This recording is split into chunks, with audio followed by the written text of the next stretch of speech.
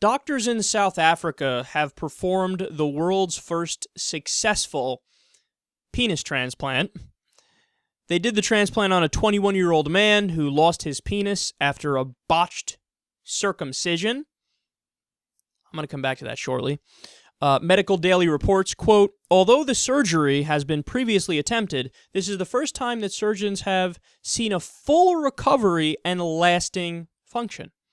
So I think he can still, or he now has gotten back to the point where he can get hard again and he has a totally normal functioning dick. The surgery took 9 hours. It's a long time, but think about that. You know, this is one of those stories where it's almost gotten to the point with science in general that we're so used to science doing amazing things that it's like, you almost shrug at this. Oh, penis transplant. Yeah, okay. It happens. No, but wait, think about what that is. Think about what that is. Somebody had to get their dick totally chopped off because of a botched circumcision, and science was able to fix that. Imagine in the year 1653, somehow this happened. You were just fuckington. There were no other options. It's just, oh, you're the guy without a dick. You're the guy with a nub. Hey, nub boy, how you doing? That was there was no other option. There was no other option. And then also you'd have to hope that you wouldn't get a fucking infection when they chopped your junk off and you would die from that. So you just had to live a life with no dick and that's it. Well, obviously there's no way to fix this. How the fuck are we going to fix this? But now scientists and doctors have found a way. No, we know exactly how to do this. We reattach this. I don't know if there's immunosuppressant drugs involved to make it so that the body doesn't reject it. I don't know all the details. I don't know all the particulars because I'm an idiot. They're the smart people, but god damn is that fucking impressive. Back in the day, you would have had to pray to get a dick back, and it wouldn't have worked.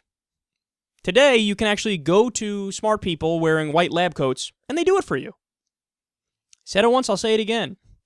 Science actually does all the things that religion wishes it could do. And here's another example of it right here. But before, I can't, get off this story without discussing circumcision a little more here. Because every once in a while I get tweets about it, and people are like, oh, it's the one area, you disagree with the medical community in that area. It's the one area where you disagree. What's up with that? And, they present it as if, oh, have you not seen the fucking research? No, I've seen the research, and I'm not convinced.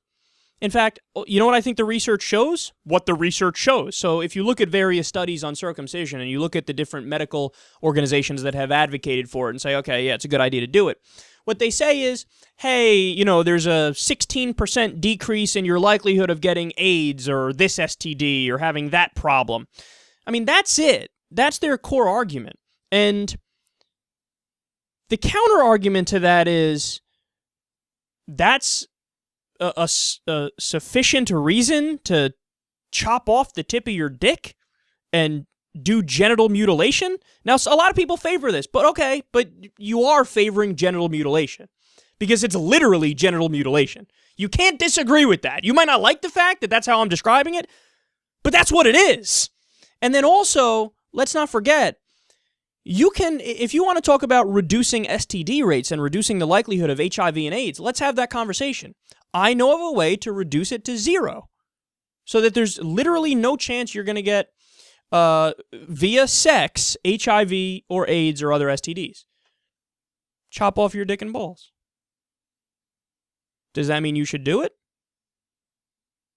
Because look, hey, I could show you, research that, see? You don't get it if you do that. You don't get it if you do that. That's not an argument as to why you should do it. That doesn't mean anything. It just means what it means. So you won't get STDs via sex if you chop off your dick. That doesn't mean you should do it. You might have a 15% decrease in, transmissions, different STDs if you circumcise. That doesn't mean you should do it. And remember how it started, too. I mean, that's another thing that I find very persuasive, is that it started with religion. People don't acknowledge that. They like to not discuss that part of it. And the problem is, it's not like originally there were a bunch of scientists sitting around and they developed this brilliant thing to prevent disease. And they're like, after doing our calculations and doing our intensive studies, we found that, if you circumcise, it'll work out for the better, and it's a smart thing to do. No, it started with religion. It started with culture. It started with people who were fucking barbarians doing this. And then later on, after the fact, scientists were like, maybe we should study this and see what's up here. And then they gave rationalizations and justifications to do it. But no normal thinking person would say, hey, let's do it without the social context and the cultural context and the religious context that went into it. It started somewhere, and it didn't start with scientists coming up with solutions. It started with barbarians with sharp objects who believed in religion and voodoo doing it. And then after the fact, we put our rationalizations on top of it. So, look, I'm crystal clear about this, man.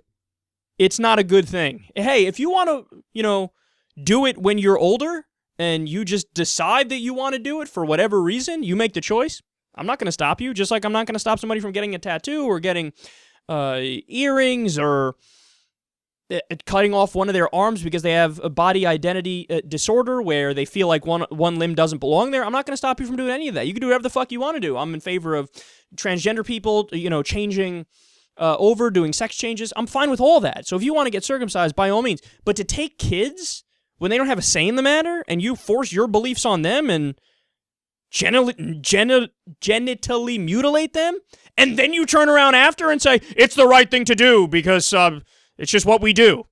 That's not convincing. That's not persuasive. The studies on it are not persuasive either. And I don't know how much more evidence we need to try to convince people against it, but maybe this will help a little bit, knowing that sometimes people botch it. And when they botch it, sometimes they got to totally chop off your dick. I don't advise this.